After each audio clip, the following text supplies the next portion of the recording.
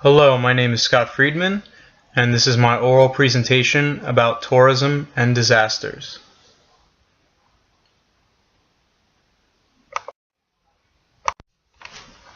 The impact of tourism.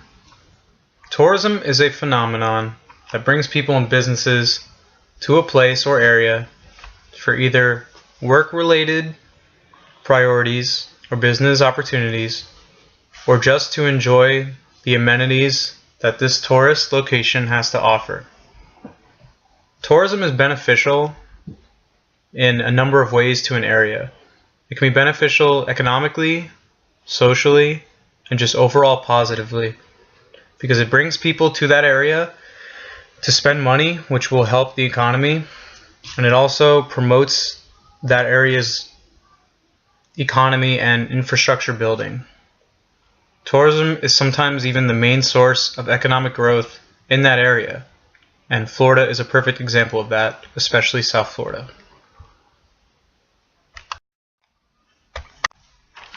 The impact of disasters.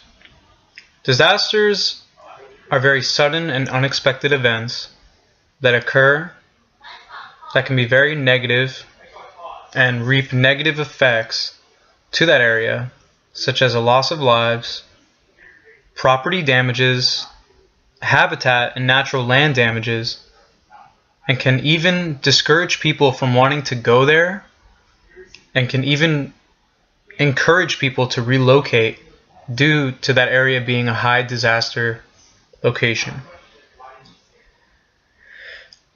Disasters more commonly occur where tourism is prominent. And this is an issue that a lot of people see because those areas are usually areas that are near the equator or in high extreme weather condition areas. So disasters occur more commonly in those places, which is not good for tourism. How disasters impact tourism. When a disaster occurs in an area where tourism is prominent, it usually only hurts that area in a number of ways, including economically, socially, and just overall. A disaster can destroy the land and the infrastructure in that tourist area, which would then result in a loss of money, a loss of economic growth, and possibly even discourage people from continuing to go to that location and defer them from going to that destination. Tourism industries take a great hit to their market when a disaster occurs.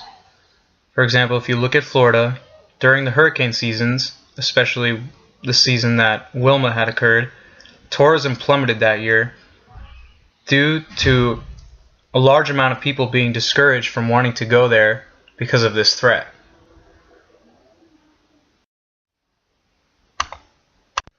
Now, how tourism combats disaster effects.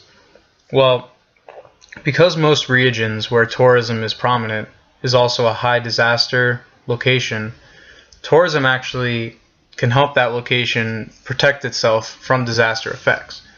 For example, South Florida would not have been so greatly built and so invested into if it weren't for the fact that it was such a tourist-oriented area. And this also goes for areas such as the Caribbean, which is a low-income, poverty-stricken area that would have been obliterated by any natural disaster if it weren't for people funding money in order to keep this destination built and bringing people in and out of it. And this can be said for a number of locations. So tourism is actually a positive reinforcement against a disaster occurring. And when a disaster does occur, the fact that tourism is prominent there will help get relief to that area quicker, and will get it back on track socioeconomically as fast as possible in order to maintain a healthy economic status in that region.